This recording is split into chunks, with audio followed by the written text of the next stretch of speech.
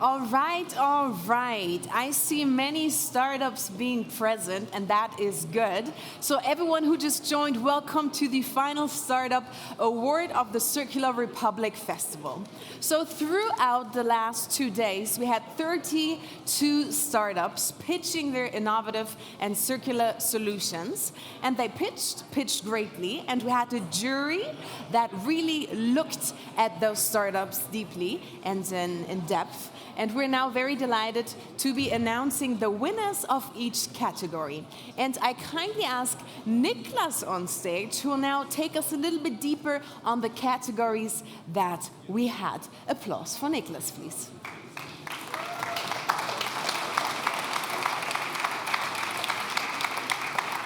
Thank you, Totinia. And great that the tension is still up and the energy level is still so high, even though it's Friday afternoon now. We've had 5 categories in which the different startups competed. You've already mentioned the overall number, and all of them have been great. We're going to be talking about the different startups also later on. Basically, I think we're going to see it on the slide. First of all, let me thank the jury. It's a whole lot of people, as you can see, simply for the fact that we had 5 categories, and we don't want to be sitting in pitches from Thursday morning to Friday afternoon. So we had these jury members split up into the 5 sessions, each bringing in their expertise with colleagues from, for instance, Sprint, the Federal Agency for Disruptive Innovation, even from the Federal Chancellery we have guests, but also from VCs, from the TUM Venture Lab. So really a great group of experts that in the end took the decision, which I'm happy about, because it would have been incredibly difficult for us, because we're also partly so biased in this. So I'm very happy they took the hard decision and they did it really right. 5 categories we had. I think we're going to see them here. They basically align along the whole life cycle. That's also close to the circular startup landscape that we published earlier this year. So we start with basically the materials level, circular inputs, then go along the use phase, product as a service sharing, product lifetime extension, then go into resource recovery, and then we have another segment of startups which is really interesting, because they touch all of these steps of the life cycle, which are enablers, and we split these up into 2 categories: the more technosphere-related ones and the biosphere-related ones, or what we now called carbon, food, and textiles. So that's basically it. Maybe one more note: these beautiful prizes were handmade here in our makerspace, right in-house. Cool. Yes.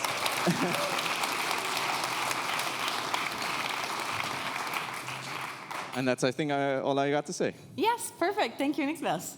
So we're starting with the first category, that is circular inputs. And I kindly ask one of the jury members, Lars Eiermann from TUM Ventures Labs, on stage to give us a laudatio and also announce who the winner is. Applause for Lars, please.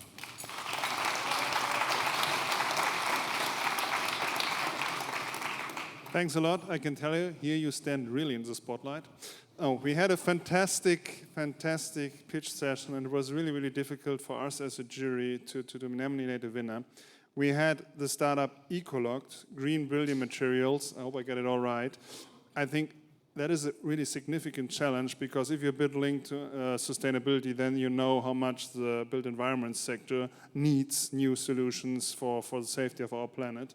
Then we had Eden as a second startup, textile recycling, both for cotton and for polyester, so a solution for both things. Then we had Impactus, a student initiative, which is focusing on the maritime or the sailing sector. How can we use a circular economy for this one? And I think interesting thing, because you use circular materials for racing boats, it's quite a challenge concerning the materials, it can transfer it. Then we had Nabor, more or less leather waste or production scrap to new material, and all on a high level LCA certification. Then we had Protec, eggshells to now new material, biopolymers or limestone, so that we can use these tons and tons of eggshells. Then we had Velicious, I hope I pronounced it right. That is a complete cradle-to-grave approach for a fashion product for yoga, completely working the whole process through. And finally, we had Wild Plastic.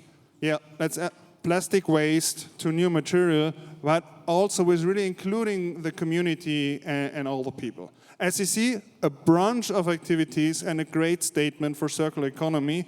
Finally, we had a hard choice, but as in our side, we would nominate the winner, Eden. So if Stefan is here.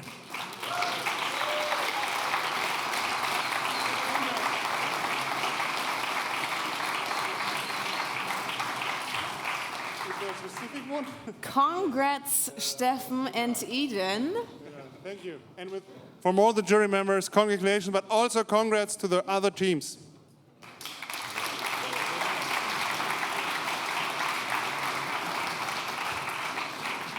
All right, I heard we'll be hearing you pitch as well, Stefan. Will you be pitching for us? You should. Applause for Stefan. There you go.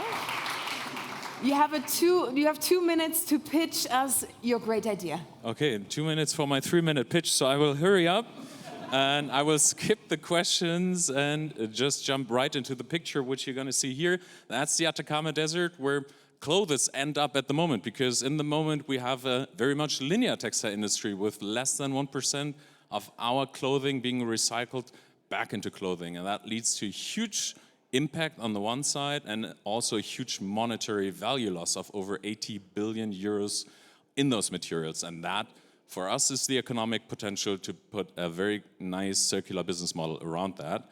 And that's what we do. We have developed a patented chemical upcycling technology that is able to separate both dominant fiber types on the market, so cotton and polyester. That's a huge competitive advantage and also necessary in order to do a good recycling. And in the end, we have 2 products that are raw materials as drop-in solutions for the existing spinning technologies of today's textile value chain. And that value chain is very much under pressure due to upcoming EU regulation that is even accelerating the demand for recycled fibers in the industry, while there's not enough solutions on the market yet in order to fulfill the demand that is upcoming due to that regulation. And also, gotta say that as well, some intrinsic motivation is there as well by the companies, and there's just a gap, so there is a huge need for solutions in our industry. And also a big opportunity when it comes to impact, because we can use 100% textile waste as a feedstock. We can save lots of arable land around cotton, as well as the water around the cotton cultivation, and also CO2 emissions when we talk about virgin polyester and the substitution of that. And yeah, that's why we started to enable circular textiles in order to prevent our outfits from ending up in places like this one here. So thank you very much. I need this. Those later. Thank you. Perfect in time, though we cut it off a minute. All right, so we're going to the next category, which is product as a service sharing, product lifetime extension. And I kindly ask Malte Gallée from the EU Parliament onto the stage. Applause.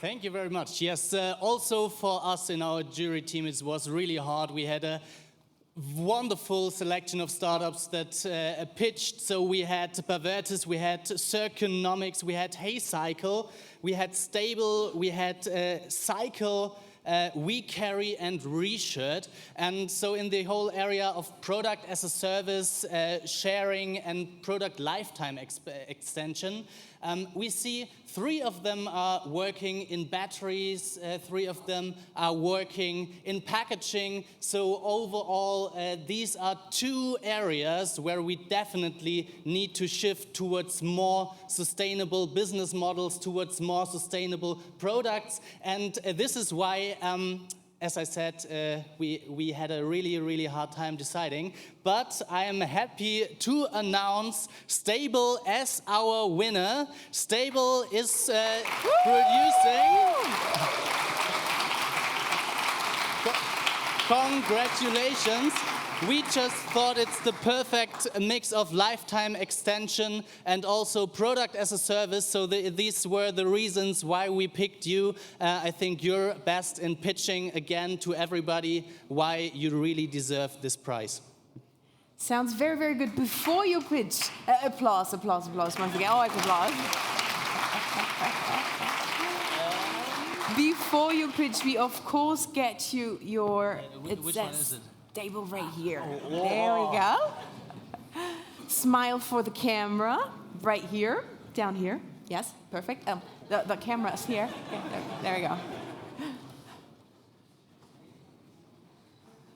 All right, and now it's your time to shine. Thank you so much.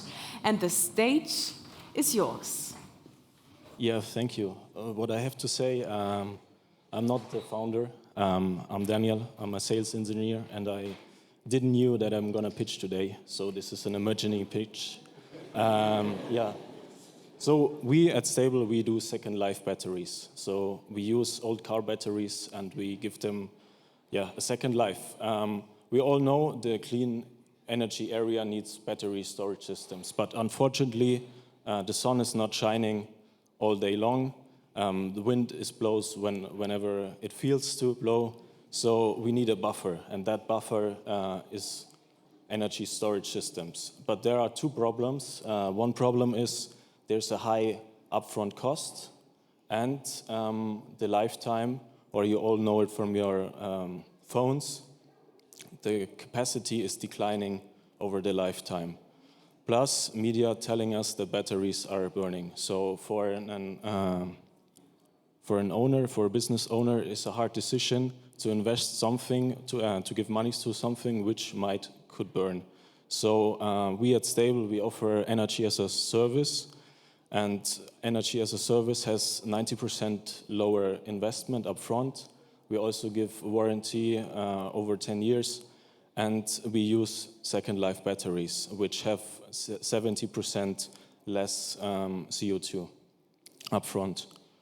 So how can we do that? As you see here on the right, that's the approach of high battery storage nowadays. And in total, you need to have an output of 400 volts. But one lithium cell only has 4 volts. So in total, the whole chain of 100 cells gets the 400 volts. Okay, I'm screwing up here. So what we do, in a chain, you're just as good as the weakest cell. So our approach is to get these cells in smaller pieces and to make every battery independent. And we do that with the help of our multi-level inverters. And thanks to that, we are not limited by the batteries we are using. We can use different kind of chemistries. We can use different kind of voltage and as well different capacities. And therefore, we are able to use second life batteries. At the moment, currently, we have operating 3 megawatts of storage systems so far. And we also have 7 megawatts in the pipeline. Yeah, and we are looking for pioneers to build more battery storage projects together with us. Thank you. Thanks a lot. Yes. Thank you. All right, let's get to the next category, that is resource recovery. And I'm excited to welcome Philipp Eisenmann, the director of IFAT, on stage. Applause. Thank you very much. Yeah, I'm very proud to stand here because IFAT, we as a partner supporting this category and especially. I was not part of the jury, luckily, because the decision was very, very hard. Because this morning we hear 6 great pitches from 6 fantastic companies, different application field, different industries, but they had one common thing. They really protect and want to recover resources. The jury had 3 criteria in the end, which were convincing the jury. And one thing was that the application field is in a huge and very potential industry. The second thing was that the solution can really rescue materials, and that's create a lot of impact. And the third thing is that the solution is really driven by high technology and really innovation character, and it is proven. So finally, I'm very proud to call the winner. The winner is Solar Materials.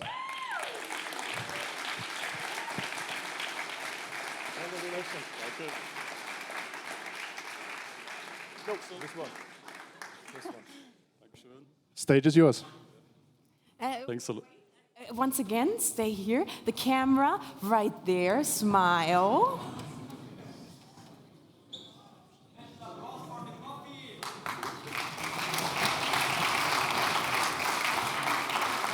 Thank you, Malte, for all of those who didn't hear it. Thank you for the coffee to IFAT. You will get the clicker, of course. Thanks a lot. And the stage is yours. Yeah, hi everyone. I'm Fridolin, co-founder and CEO of Solar Materials, and our mission is to ensure that solar, a key pillar to Europe's energy transition, becomes circular. Clean solar energy must include solar panel recycling when they reach their end of life. They're a really important raw material source and can make or are a huge opportunity to ensure that Europe become more energy and resource independent. But so far, with the shredding and sorting, only some of the materials can be recovered, but silicon and silver cannot be recovered at all. With our 5-step process chain that we developed, we can recover all different materials of solar panels.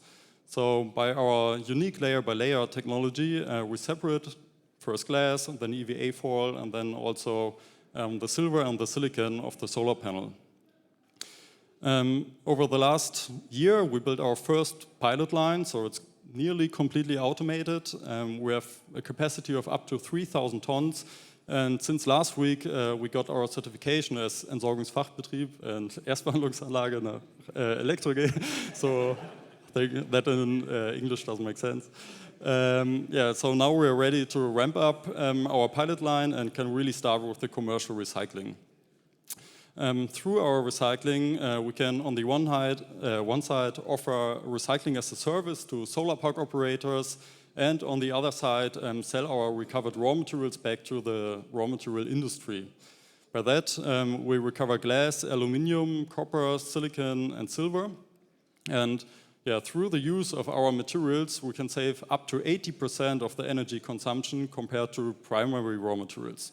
So for the overall solar panel mix, we can save around 3.1 tons per ton of recycled solar panels.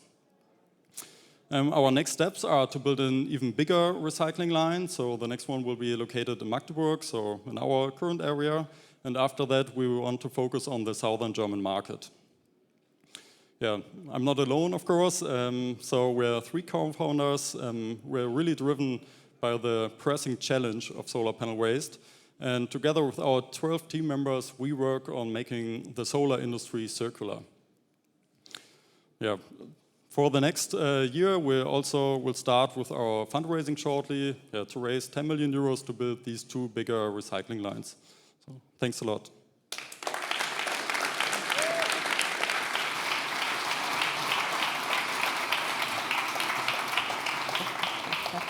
Congrats, thank you so much.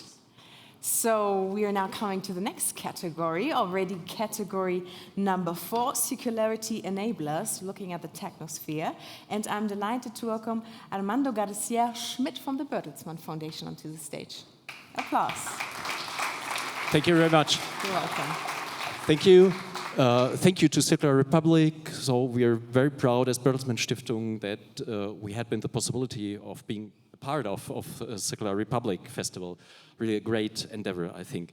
But now I'm here as part of the jury of the Technosphere enablers startups. And we had, as apparently the other juries as well, a very hard job since we saw 5 really convincing pitches.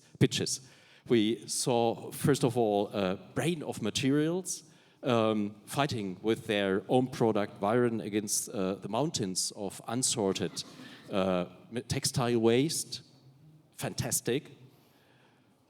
Second pitch, Fix First, offers a B2B and a B2C platform which addresses the repair gap of electronic devices.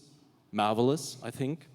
Number 3, LipCycle invented a product and a whole logistic system to transport damaged lithium ionic batteries.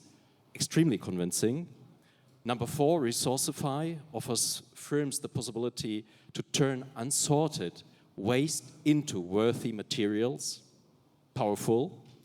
And number 5, Twinu established a digital infrastructure that makes manufacturers fit for the circular economy, really future-oriented. So you see, very hard job for us.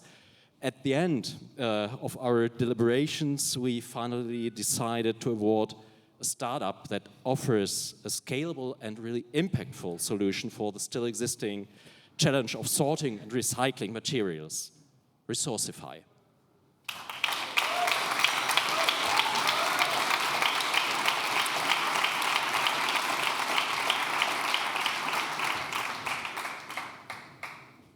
Applause, applause, congrats.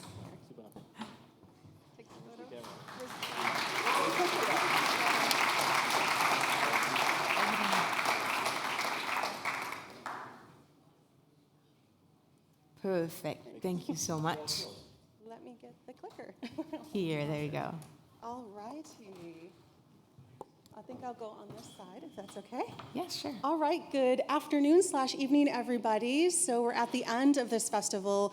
Who has thrown out a piece of trash over the last 2 days? I'm sure most people have thrown out a piece of trash. So at the festival, there's lots of trash that's been thrown out, of course, in the city of Munich, and then Germany, and then Europe. It's a lot of trash and a lot of waste. So we, of course, believe that we must treat waste as a resource. One of the things that I didn't know is 70% of Europe's waste actually comes from companies, not from households like you and I, but from companies. And of that amount, 50% of the recyclables are actually incinerated due to incorrect sorting. So you can think about that the next time you're going down the street and you're looking at those 3 little bins and which bin to put your recycling into. So I'm Angela Mullins, I'm the Chief Commercial Officer of Resourcify, and we are building Europe's leading digital platform for waste management and recycling. So of that recycled material, only 17.6% actually gets back into the production cycle and only represents 7.2% of global circularity. So every company has waste, every company wants to save money, and every company wants to be and needs to be sustainable. Of course, we're all here because we are supporting a circular economy, and that's where Resourcify is focusing. And we want to make sure that companies have only not just less waste, but more profit. Now, our actual addressable market is 1.8 trillion, which is quite a lot. Our serviceable market is 221 billion, also quite a lot. But the interesting statistic is way over here, if you guys can see it, 97% of this entire industry is offline. That means phones, faxes, and emails. So we, of course, are enabling a zero-waste future. We have more than 25,000 active sites and active in over 7 European countries, and we already service a huge amount of clients, Johnson & Johnson, Riva, Deca, Obi, Hornbach, and others. So what we do is we actually have a 3-tier digital platform.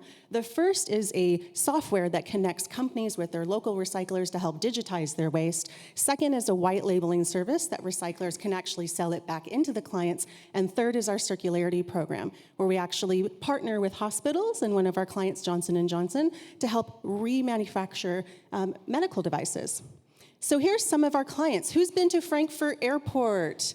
I'm sure most of us have been to Frankfurt Airport. You have actually been to one of our clients. So we move 20,000 tons of waste a year for them, and we have less than we have a 0% air order rate. So they love our transparency and efficiency. Has anyone been to Hornbach to do DIY? Hornbach DIY. You've also been to one of our clients, and we use them in over 70 service disposal services throughout Europe. And then the last but not least, University Hospital Bonn, where we partner with Johnson & Johnson, and we move 6,300 tons of waste a year. So we're really excited for that. And with my 5 seconds left, thank you for helping us build a circular economy together.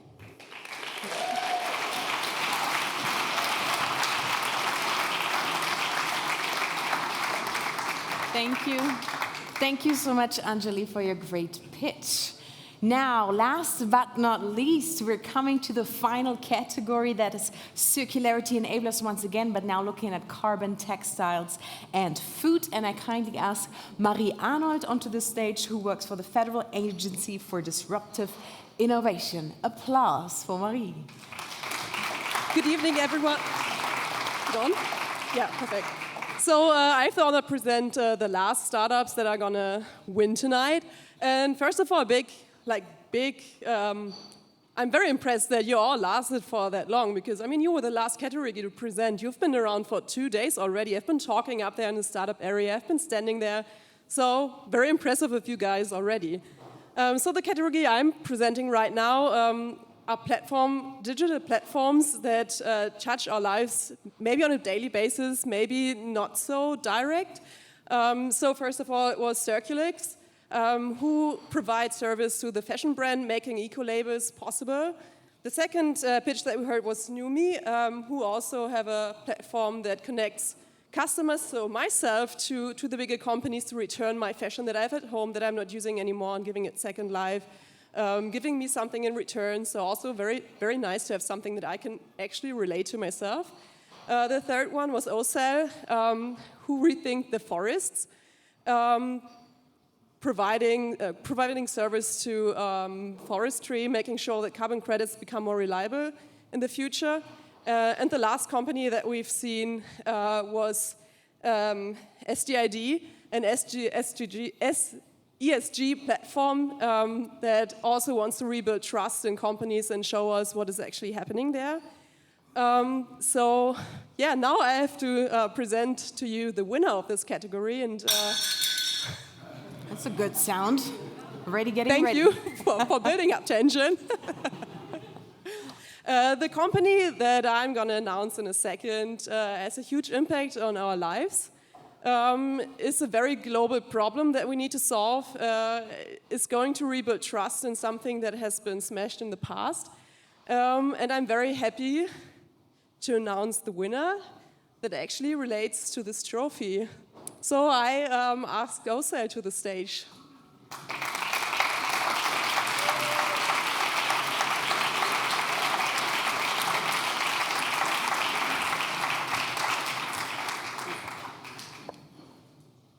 Thank you very much. Great. Moment, please. We are going to take a picture. So take that into your hand once again. Sure. And the cameraman is right there where he was. Thank you so much. Are you ready to be the last one pitching? Absolutely, sure. That's the spirit. Let's go. Thank you so much. Yeah, my name is David, co-founder of Ocell, and we talk about forests. We've all been in forests. We love forests, right? And we also know forests suffer from climate change. But on the other hand, forests are the best tool we have to fight against climate change. And that's what we do at Ocell. We preserve our forests and we protect our climate. Forest management as a sector makes money by harvesting trees. They cut down perfectly healthy wood trees that are in their best ages and that can store so much more carbon and provide biodiversity. But that's how they make money. And we need to give them new opportunities, new revenue streams to also improve all these other co-benefits. And carbon credits are a good tool for that. But my nominee announced it. Carbon credits are being slammed quite a lot, rightfully so. 90% of rainforest carbon offsets by biggest certifiers are worthless. That's a huge shame because the concept in itself is good, but it's being used in a wrong way. And we've been actually telling that to everyone. Forest projects as they were aren't really good enough. We need more transparency, we need more data, we need more scientific methods and technology. And that is what Ocell is doing, because we can't do it without carbon credits. This whole festival is a lot about reducing emissions, and this is fantastic and necessary and wonderful, but it's not enough. We can only save our climate if we also remove carbon from the atmosphere again.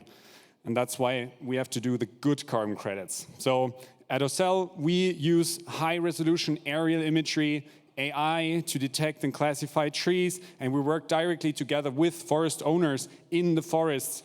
And this holistic picture from top down and inside out gives us a high-quality digital twin that is a fantastic foundation to build high-quality credits on top, right? And I'm not going into market size or business model due to the time, but just let's say we have a huge lever in fighting climate change. Let's use it, let's do it good. We're a team of 40 people now. We have a lot of traction, 23x in the last 2 years in terms of area. So more and more forest owners are joining our cause, and we can really help the climate here. Thank you very much.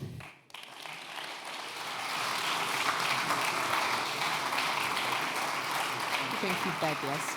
David, thank you very much for your presentation. Don't run off stage yet, because I kindly ask all winners once again to come onto the stage so we can take a quick picture with all the winners that have just received the award. And once again, a loud applause, please, for them.